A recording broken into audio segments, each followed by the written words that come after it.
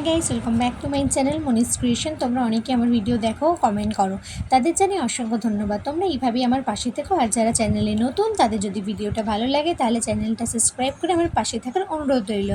আজকের রেসিপি ঝিঙে আলু চিংড়ি মাছের পাতলা ঝোল। তার জন্য আমি চিংড়ি মাছকে পরিষ্কার করে কেটে ধুয়ে নিয়েছি। এতে আমি নুন হলুদ মাখিয়ে রেখেছি। আর নিয়েছি আলুকে টুকরো করে কেটে নিয়েছি। আর নিয়েছি ঝিঙে, চেরা 2-3টে কাঁচা লঙ্কা, আর নিয়েছি কুচানো পেঁয়াজ। এবার আমি চিংড়ি মাছগুলোকে ভালো করে ভেজে নেব।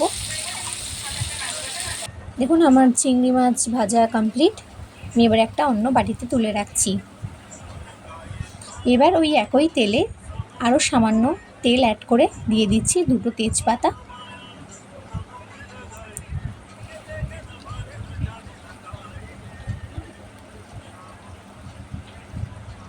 হাফ টিস্পুন অফ কালো জিরে দিয়ে এবার আমি দিয়ে দিচ্ছি টুকরো করে রাখা আলু।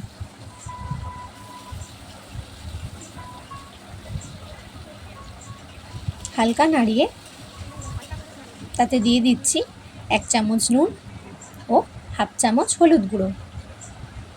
তোমরা রেসিপিটা বাড়িতে একবার ট্রাই করে দেখবে।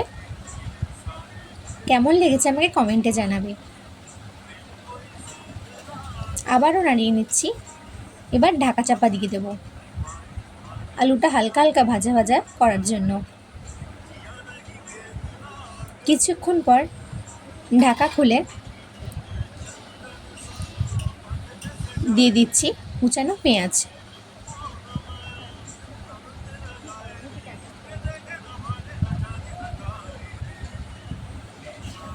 আবারও নাড়িয়ে নিচ্ছি।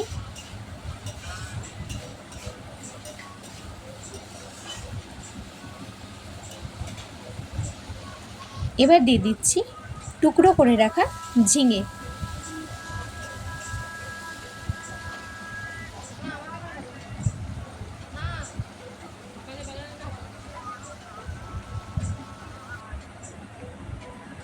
আবারও মিক্স করে নিচ্ছি।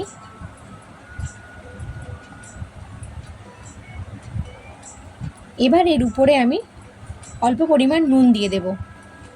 নুন দিয়ে আপনারা কিন্তু মিক্সড করবেন না, নুনটা উপরে দিয়ে ঢাকা চাপা দিয়ে দেবেন। মাঝে মাঝে ঢাকা খুলে আমি নাড়িয়ে নিচ্ছি, দেখছি যে আলুটা সিদ্ধ হয়ে গেছে কিনা। গরমকালে তোমরা এই রেসিপিটা ট্রাই করতে পারো, শরীর খুব ঠান্ডা রাখে।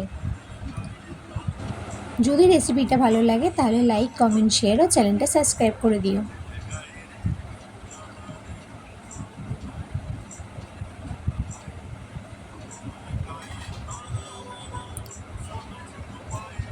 দেখুন, আমি কিছুক্ষণ পর ঢাকা খুলে আবারও নাড়িয়ে নিচ্ছি। এবার দিয়ে দিচ্ছি 1 চামচ জিরে বাটা,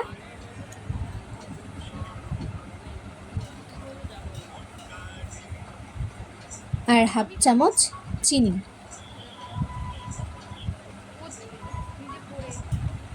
আবারও মশলার সাথে ভালোভাবে মিক্স করে নিচ্ছি। এবার দিয়ে দিচ্ছি ভেজে রাখা চিংড়ি মাছ।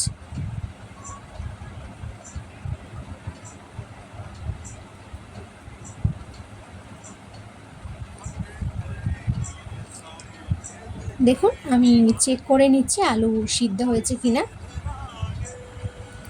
আলু সিদ্ধ হয়ে গেছে।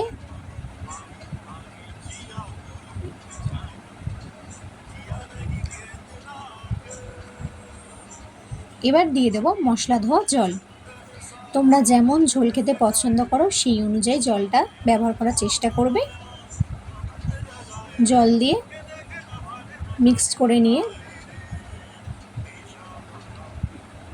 এবার ঢাকা চাপা দিয়ে দেবো কিছুক্ষণের জন্য। কিছুক্ষণ পর ঢাকা খুলে দেখো আমার ঝোল ফুটছে। এই অবস্থায় আমি দিয়ে দেব একটা চেরা কাঁচা লঙ্কা। তোমরা তো দেখতেই পাচ্ছ আমার ঝোলটা কত সুন্দর হয়েছে। যদি রেসিপিটা ভালো লাগে তাহলে লাইক, কমেন্ট, শেয়ার ও চ্যানেলটা সাবস্ক্রাইব করে দেবেন। Thanks for watching.